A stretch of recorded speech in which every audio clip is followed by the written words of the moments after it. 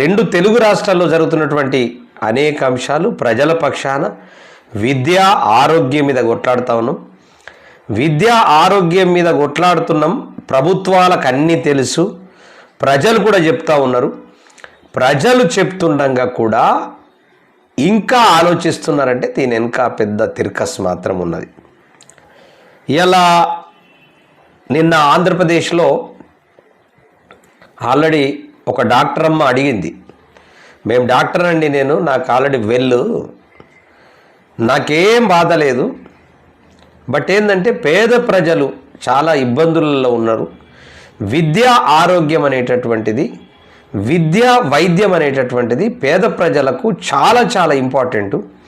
అది ఎప్పుడైతే ఉచితంగా ఇస్తారో ఆ పేద ప్రజలు ఖచ్చితంగా 3 పూటలు అన్నం తినేటటువంటి పరిస్థితి ఉన్నది, ఆరోగ్యంగా ఉండేటటువంటి పరిస్థితి ఉన్నది. ఇలా అనారోగ్యం పాలైపోయి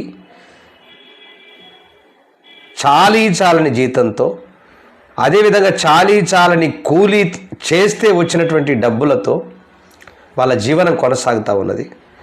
వాళ్ళు అనేక మంది చనిపోవటానికి కారణమవుతూ ఉన్నది.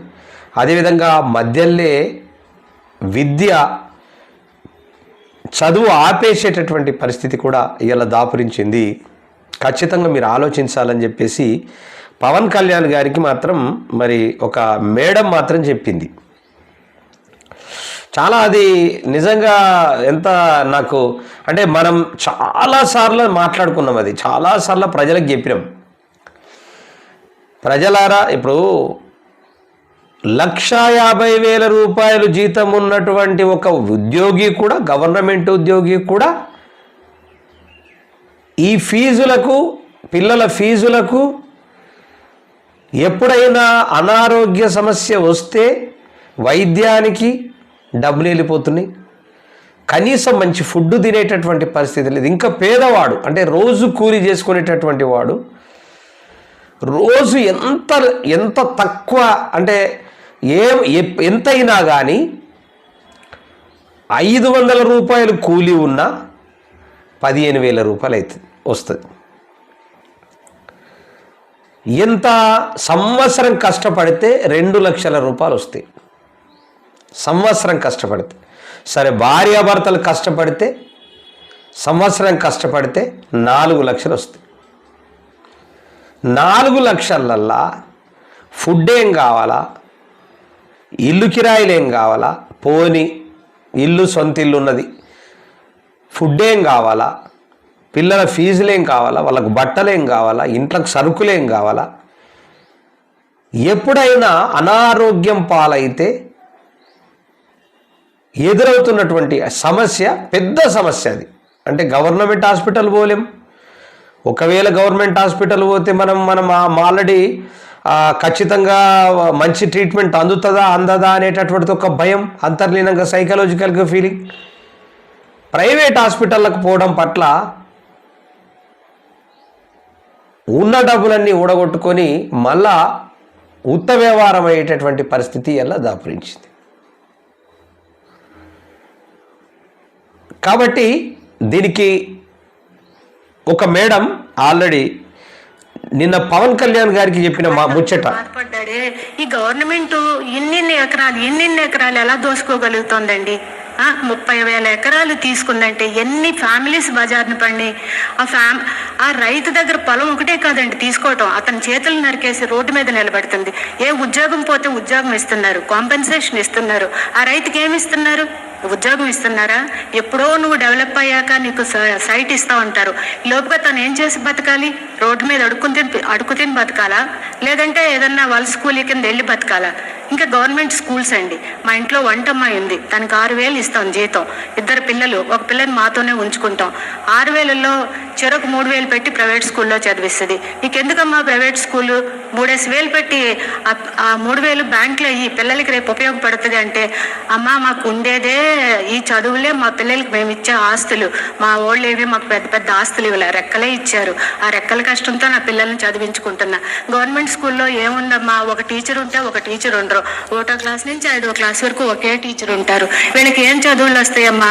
ఏమి ఇవ్వగలం? వీళ్ళు కూడా రేపొద్దున్న అలాగే ఎవరో ఇంట్లో వంట చేసుకోవాలి. కాబట్టి నన్ను మాత్రం మీరు జీతం అంతే ఇవ్వండి, కానీ నా పిల్లలు మాత్రం ప్రైవేట్ స్కూల్లోనే చదివిస్తా. మీకు ఏమన్నా చెయ్యాలి నాకు హెల్ప్ అనుకుంటే బుక్స్ కనివ్వండి, అంతేగాని ప్రైవేట్ స్కూల్లో చదివించొద్దు. కానీ నేను గవర్నమెంట్ స్కూల్లోనే చదివా, చాలా చిన్న స్కూల్లో చదివా.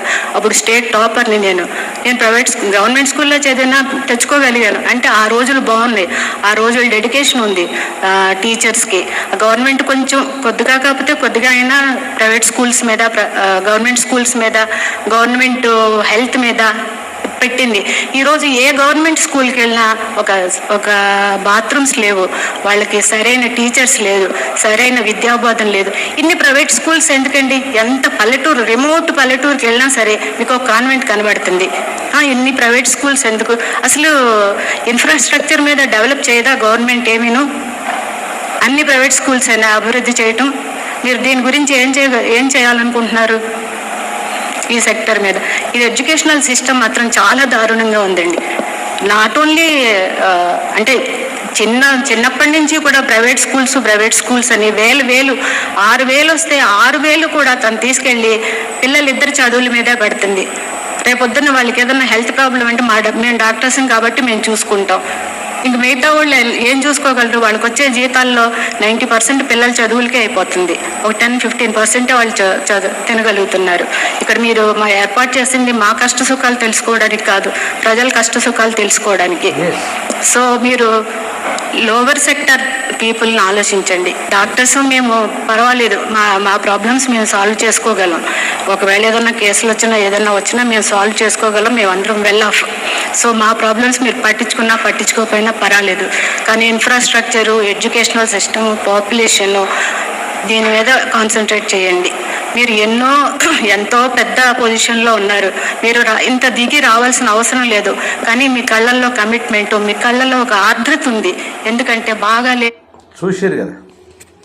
అంటే మేడం మాట్లాడింది మనం ఆల్రెడీ చాలా రోజుల నుంచి చెప్తా ఉన్నాం. ఈ విషయం వాస్తవానికి గవర్నమెంట్కి చెప్తా ఉన్నాం. ఇక్కడ రేవంత్ రెడ్డి గారికి, అక్కడ చంద్రబాబు నాయుడు గారికి మనం చెప్తూనే ఉన్నాం. మనం వీడియోల ద్వారా చెప్తా ఉన్నాం. ఎందుకంటే 1000 మంది చూస్తూ ఉన్నారు. ఖచ్చితంగా ఇంటెలిజెన్స్ వ్యవస్థ తప్పకుండా మన రిపోర్టు తప్పకుండా గవర్నమెంట్కి ఇస్తూ ఉంటుంది. డెఫినెట్గా మన ప్రతి అంశం మీద మనం ప్రజల పక్షాన కొట్లాడుతూ ఉన్నాం. టైంపాస్ కాదు, టైంపాస్ అసలు లేదు మన దాంట్లో. Timepass, no timepass.